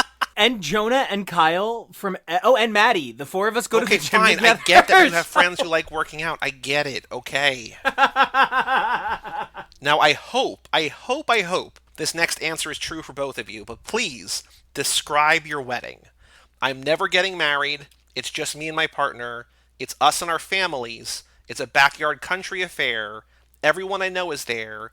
I don't remember. I guess everyone I know is there. Well, we got married twice is the thing. One time we got married in Disney The first World. one. The first Okay. one. The first And then the other one was actually a backyard affair. So but the Disney wedding was like 100-something people. So everybody we knew was there. Okay? Yeah. Okay. Are you okay with that answer too, Kevo? Yeah, everybody would have been at the second one too. It's just the first one wasn't legal. Ha ha ha ha. Congratulations. You just won the lottery. What are you buying? My own garage, a private plane. I'm gambling it all away. My child at home, a fleet of cars, or a new life. It's tough. This is, I think, the toughest one for Yeah. me personally on any of these. Because none of those things appeal to me. Well, but you have to transpose it into Okay. Nico. So, for example, buy your own garage. That's like buying yourself a recording or art studio. Okay, so that'd be like buying myself a studio. Okay, Yeah, so my own exactly. garage. Okay. Okay, yeah. Whereas Garage I me. feel like buying a fleet of cars is something more along the lines of like investing in some kind of company or music something. You know? some kind of like pressing of like comics or an album. Okay. Yeah. Garage. Hi guys. I'm Garager. You're a garage guy. Cool. I like Okay. it. And Kevo, what about you? What are you buying? I'm torn between the garage and the childhood home. I already bought the garage, honey, so you can buy the childhood home. Okay, there you go. Last question. It's gonna determine everything. What is your drink of choice? Belgian ale, Corona, something fruity, water, whatever's cheapest, or just Joe's getting a drink. Just whatever you're having. Corona. Fruity. Okay. Oh. Wow, so Nico was locked into one person for the 3 or 4 questions, and then that Corona at the end threw it off. Yeah. Nico, you are, and you're not the person I thought you were going to be. You are Tej Parker. You are Ludacris. Ooh. Ha! Yes! So Nico, here's the Nice. character description for who you are. You're in the ride. So Nico, you've got the heart of a racer, but the mind of a hacker, and you're equally fascinated by the latest tech and how to improve on it as a classic engine. You don't shy away from the tough jobs, but you know you don't have anything to prove. So you're just as happy making sure your family has the things they need to accomplish their goals. Other people look at the big picture, but your strength is figuring out the details to make that big picture possible, and you drive like the wind blows. So wait, can I just know? I don't need the rundown, but who was my person until I corona'd myself? Lucas, Rebecca Hobbs, you were the Rock until the very, very end. Fuck! No, my muscles. Okay. It was literally the beer. Is that even like your favorite beer, or was just that your choice from that question? Of the question. It's okay. Like if you had It gone with happens. water, which I expect you to go with water, you would have been Hobbs. But you went Corona. You did it in the moment. You're Tej. Tej is a great answer. Tej is a great character. answer. Yeah. Well, I mean, I would just love to be Ludacris with, like, I guess what I'm saying is I wish Ludacris could be played by, like, LL Cool J, or Idris Elba, or someone with a lot of muscles. And, like, don't get me wrong. Once upon a time in College Park, where they live life fast and they scared of the dark, there was a Ludacris, and, no one he could rap, no one lived. So, like, I love Luda. I love Luda. I deeply love him. But my muscles. Oh, this is gonna be So fun. we had one other Tej, Brian Silliman, who was on our Fate of the Furious episode, was Tej, but you're only the second Tej we've had. We have a bunch of different people, but Kevo, I've got to say, you're a new character for us. Oh, really? Damn. What is it? And you are who Nico almost was. You are Lucas Rebecca Hobbs. You are The Rock, Dwayne The Rock Johnson. Now I get to have sex with The Rock. That's hot. So here is your write-up, Kevo. That was with Actually, something fruity. Nico, did you think that that write-up sounded like you in the way that we described Tej? Does that describe you? Yes, but sort of like in that way that, somebody's like, ooh, did your horoscope come true? I told you your horoscope the last time I saw you. And I'm like, yeah, but you said you'll wake up tomorrow and eat something. that's the Like, point- it's not that's like the I'm point of gonna this, miss Nico. it. That's the point of this. That's the whole point. It's the whole. I'm very human. I get it. Oh, wait, no. So let me hear mine. So, Kevo, here is your description. You are a tank in every sense of the word. We've never read this before. Oh, yeah. You're a Damn. tank in every sense of the word. Your goals are First tank. non-negotiable, and when something or someone tries to stand in your way, it's easier and more fun to smash straight through them than to find a way around. Oh. You're not all attitude and determination, though. You've got a heart and you respect the meaning of family. While your integrity won't let you completely break the rules, you don't see anything wrong with bending them once in a while for the greater good. And you drive like the wind blows. So good. Does every single one end with that? Yes. Almost all of them. Yeah. Some people have a different verb, but the Oh, original that's quiz, wild. every write-up ended with that, and we're like, it doesn't really mean anything, really. But we love it, so we added it to each one of ours too. Oh, that's delightful. I, in some ways, feel like his and mine might be flipped. I thought Nico was going to be a Dominic Toretto. I thought he was going to be a Vin Diesel. Mm-hmm. Like the alpha, the father figure, the dominant personality. I don't know. I think they're both great characters. Yeah. All right, so here's the thing. I have some... when do we start? And, like, are we watching every... Now I can't get Natalie Cole's cover of Pink Cadillac out of my head. I'm just so excited. I'm excited. Good, okay? I'm good, excited. good. here's how we're doing it this lap. So we are going to watch, because I know that you guys, especially Kevo's wonderful behind the scenes, is BTS on HTML. We are going to dive deep. You can join us if you want. Joe and I are going to talk about, we're going to watch the special features, the deleted scenes, maybe the director's commentary too. We're going to go deep behind the scenes this lap. But we are covering the first episode of The Fast and the Furious. Then we're doing the turbocharged prelude, which is a 6-minute short, into Too Fast, Too Furious. Yeah. Then we're going to skip Tokyo Drift, because as you mentioned before, Nico, you know that it comes later. So the third episode we're doing is Los Bandoleros, which is another short film that Vin Diesel directed, that with Fast and Furious, the reboot. Then we're going to do Fast 5, then Fast and Furious 6, but you're not going to watch, and I'll remind you of this. I'm just letting you know now, setting the baseline. There is a credit scene in Fast and Furious 6 that you are not going to watch. You do not watch, because there are spoilers in that. It sounds more complicated than it is, I promise. I know. After you watch 6, but not the credit scene, you're going to watch Tokyo Drift and the credit scene, the 6, then Furious 7, then Fate of the Furious, then Hobbs and Shaw, Yes. and then we're going to do, because Nico requested it, we're going to once again do Fast and Furious Spy Racers. The Oh my God, Netflix yes, series. are we? Yeah.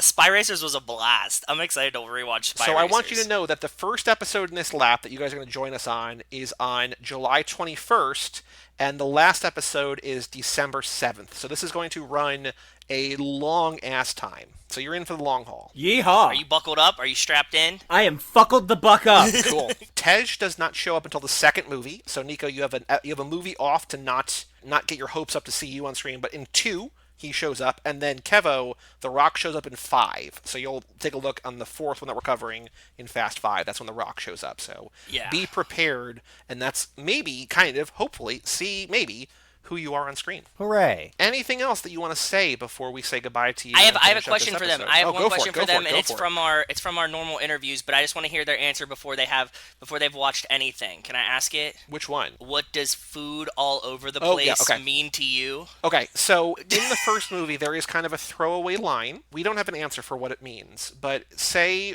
okay, so the pandemic is over, and Joe and I are like, hey, we're going to bring you guys out to dinner. We're going to celebrate the kickoff to the lap. We're Yep. going to go to this Cuban food place. It's got Little red little candles. wooden tables, little red candles, Plantain. plantains.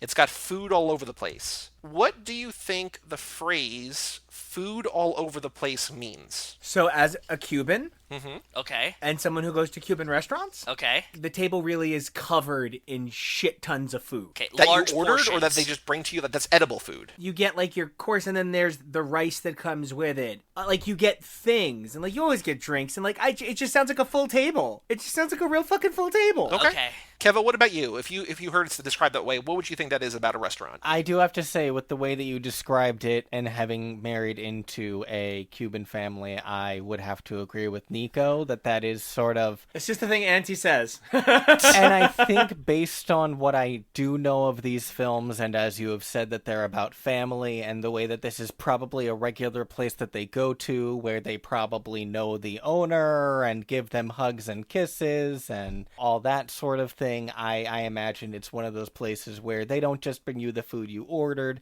they bring you the food they know you love, and oh, you haven't had this in a while, and Okay. oh, I made this too, and yeah, no, food all over the place. Food all over the fucking place. I like it. That's a good answer. Yeah, It's a good answer. it feels very home to me, actually. Home style Cuban food. I like it. Yeah. Well, we are going to welcome you back in a couple of weeks to talk about the Fast and the Furious. So we will be in touch to schedule that. But thank you so much for joining us today. Yeah, thank you, And guys. we are I'm so very, very excited to I'm get this so going. excited. Oh, we have just fucking clutch being here. Shift into Nice turbo. pun. Nice pun.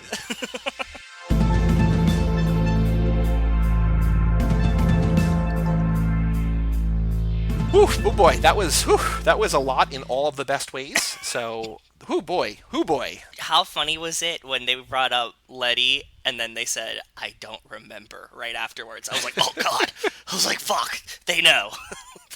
They know that, Man, oh man. Right? He said it. I'm just like, oh like I was about to be like, you have no idea how little you remember. Okay, so for lap 7, we mentioned it there. We've talked about it already, but the themes, the laps, are the Michelle Rodriguez, Letty Ortiz, and the Missing Pieces lap. We're talking about movies that star or feature Michelle Rodriguez. Yes. We're also talking about movies that feature memory loss. Yes. That feature characters not knowing where they are. A lot of great stuff. We have it planned out right now. If you join at the $10 a month tier, and you still get a pick for the next lap. We'll figure out a way to weave it in. I'll take something out. I'm very excited about the structure. Different themed weeks. Yeah, Joey's gonna do it right this time and not piss himself off by messing up the theme. I'm not going to say that I'm not going to piss myself off because I'm going to realize something after the fact that I'm like, fuck, we should have done something different. But yeah, it's not going to be, we could have just done a Robert De Niro week because that's obvious, or we could have done a, Back to the Future episode 88. Like, I don't know. I don't think. Maybe. Who knows? There are like 7 or 8 themed weeks, so there's a bunch of things going on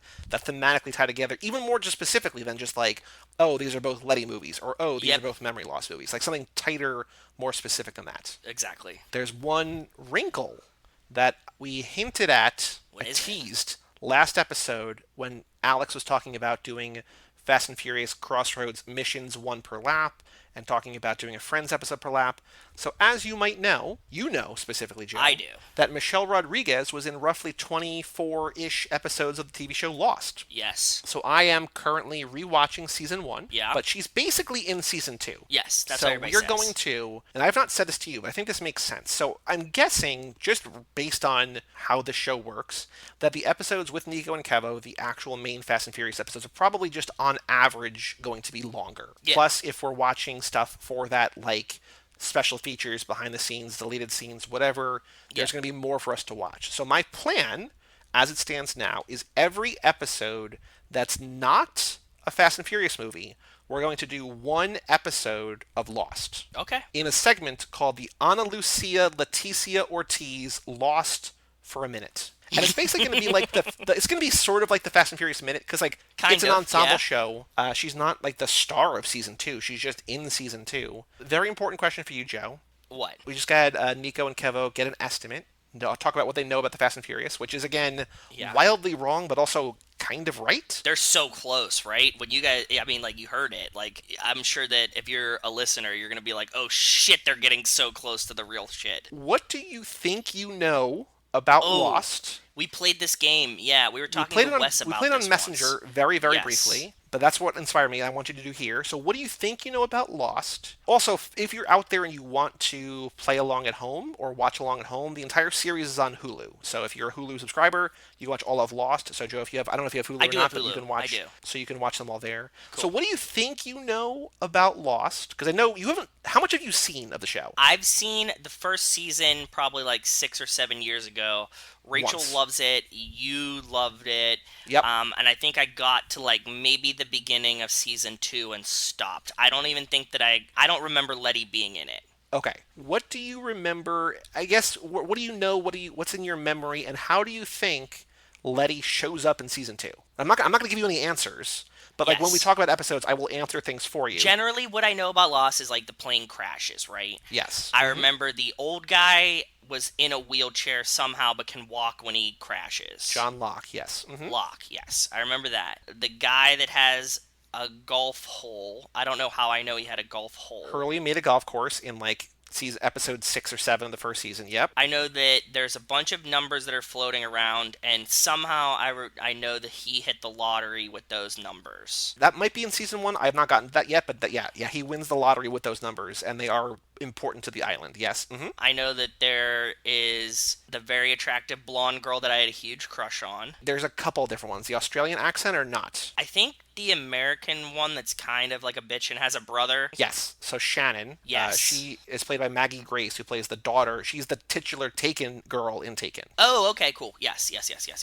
Okay, so I like her. Maggie Grace, yeah, she's in season 1 at least. I don't remember. There's certain, like, what's weird about this show is that there's, I've seen every episode, but like it was so long ago. Like it ended 10 years ago. Like the 10-year anniversary of the finale was like a month ago. I don't remember where a bunch of characters wind up. Like some people die. Oh, yeah. Some of the things happen. So I don't remember what happens to her. But yeah, so she's in season 1 at least. Yep. And the last thing that I remember in the show is that they found a plane in the tree and they were trying to get like the radio or something from it, and it falls out of the tree and there was drugs in it. A more high level stuff, I know that there's somehow polar bears on the island, but I don't know how I know that. I think that like everybody says that they died when the plane crashed and this is kind of purgatory, but that's like, theories that you hear like the end of The Sopranos Right. or something like that. Like show wise that they changed writers a bunch between the seasons. Like the original writer only wrote like the first 2 or 3 seasons, right? I'll take those things one at a time. The plane, I vaguely remember, but I might be mixing it up with another show. I think I remember a plane in the tree. Yeah. I think. There's also the plane in the first episode where they're going to the cockpit and they're trying to find the transceiver, the transponder. It's not that plane. This is like a cargo plane that they find Like in a the little tree. plane, right? A little plane. Like a Yeah, propeller yeah. plane. Yeah. I haven't gotten there yet. I don't remember when that is. That might be season 2. I don't know. I think it's the beginning of season 2, and like I got like about that far and was like, okay. I'm good. There's only one polar bear. He shows up in like episode 4, and they explain how the polar bear got there later. I don't remember when they explain it, but they explain the polar bear. In episode 4 of season 1? Yeah. Polar bear, you're not going to see the polar bear. Polar bear was Okay. very early on. The fact, like the idea that they all died and it's all purgatory and the whole show is sort of meaningless or worthless or whatever, like that's what people are just like, oh, it didn't matter anyway, they were all dead anyway. That's Yes. not true. People, I think, get really pissy about Lost because I would agree to a certain extent that like it sets up all this stuff, like this promise, and then it doesn't answer a lot of questions, which is why Okay. when Damon Lindelof, who co-created the show, made The Leftovers, like from the jump, he was just like, we're not answering questions. We're not explaining how 2% of the world's population left. Don't look for us. I'm not answering the questions. Like It's I'm not gonna just be in making the show. Yeah. It's just going to be about how people respond to it. That's the whole thing of the show. Because he got Okay. so tired of people, to a certain degree, Bitching about rightly so. Lost. Yeah. I hate Lost. I'm never watching. Like, I think the way that Lost ended made a lot of people sort of act like you, where they're like, I'm not watching week to week anymore. I'm going to binge it all when it's over, and if people say it's bad, I'm just going to steer away. That's the show that kind of like broke all sorts of new ground, then also made so many people mad that it changed the way people watch TV. The other cool thing about Lost, though, is that when we were just in Hawaii and we did the Jurassic Park tour, Lost was shot there too. So there was like a bunch of Lost places in the same park, right? Because we talked about like, they did Mike and Dave there, they did Jurassic Park there, and like all these other things. So like I got to see some of the like Lost, sets as well. Cool. I think I'm probably gonna have to watch the whole show. Like, not that before we start season 2, I might rewatch season 1 because I'm sure Rachel will want to do it. Like, as much as I'm just going to watch the episodes for Letty, if we're doing 2 a week, it's not going to be hard to, like, throw one on. By the time we get through season 2, then we'll be good. That's why I'm watching one a day now, because I want to just like be prepped for that. And I think I'm going to slow down because I'm doing one a day to catch up, and I'm going to see because she's credited in a few in season 1. Actually, that's the question. How do you think she shows up? If you don't remember her in the show, how do you think she shows up in season 2? I feel like they're going to find, like, a secret lair where people are, just based on, like, what I know. I feel like they were getting, like, radio transmissions somehow. So I think that there's going to be, like, a secret other group of people that they eventually meet on the other side of the island. That's my guess. Like, the most obvious answer ever. That's fair. I will not spoil that one way or the other. She's Okay. credited in a few season 1 episodes, so I want to see if those are worth covering. And then I think she comes back in like the finale episodes, but like we're not going to talk about those. But yeah, all of season 2 we will cover one at a time. As I'm rewatching it, I still really like it and I love the characters, and like what I loved about the show, I still love about the show, but also the fact that like It's not bad. it's Yeah. a network drama and it's 15 years old, and like just like some of the conventions and stuff, I'm like, oh, this is not like, it's not all great. Like it's not on HBO, so like you're missing realism sort of. The fact that the first season is 25 episodes is insane. Oh, yeah, that's right. I forgot that there's so many episodes the first I season. think there's like 118 total or something like in that ballpark, but like there's 25 in season 1, so just like, oh boy, like that's 25 hours. I mean, minus Yeah. commercials, but like that's a lot of show. Yeah. So there's stuff that I'm not loving this time, but it's more just a function of the fact that like it's almost 20 years old by this point, right? So Yep. but I'm enjoying it, so I'm looking forward to covering one episode, basically one episode per episode on this, and I see am if too. any of our listeners follow along. I know that Wes's Twitter is basically a joke about a podcast that's also kind of a joke that a band he's friends with or band he knows of or became Band he's friends with yeah. started in their free time, started a Lost rewatch podcast called Back to the Island, and then Wes's Twitter is back to the Island.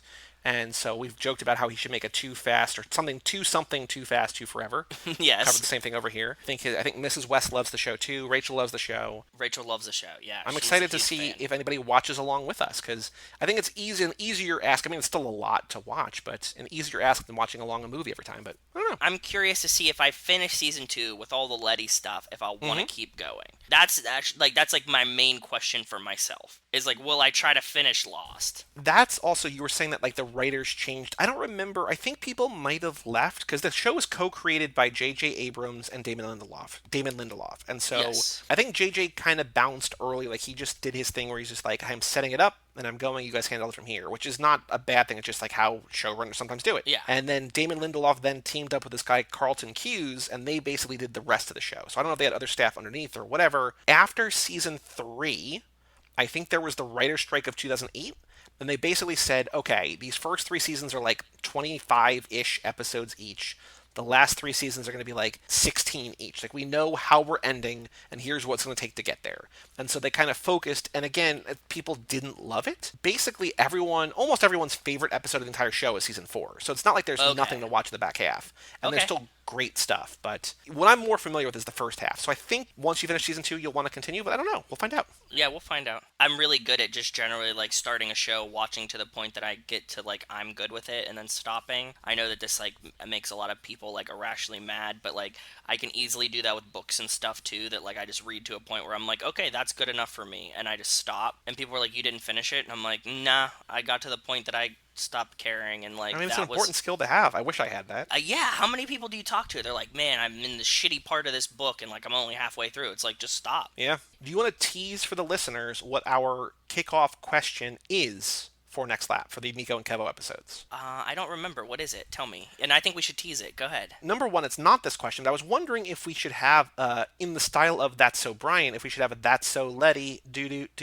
Like, what's the Yes. most Letty moment in the movie? Or in And I feel like I came up with a good question too. You right? did, yeah. What In was addition it? to that, but do you like that idea or no? Should we do it That's So Letty, or is that, or should we leave that kind of thing for Kara? No, I like the "That's So Letty" moment. That's fine. Okay. We're focusing on Letty this lap, and she's in a lot of these movies. Yep.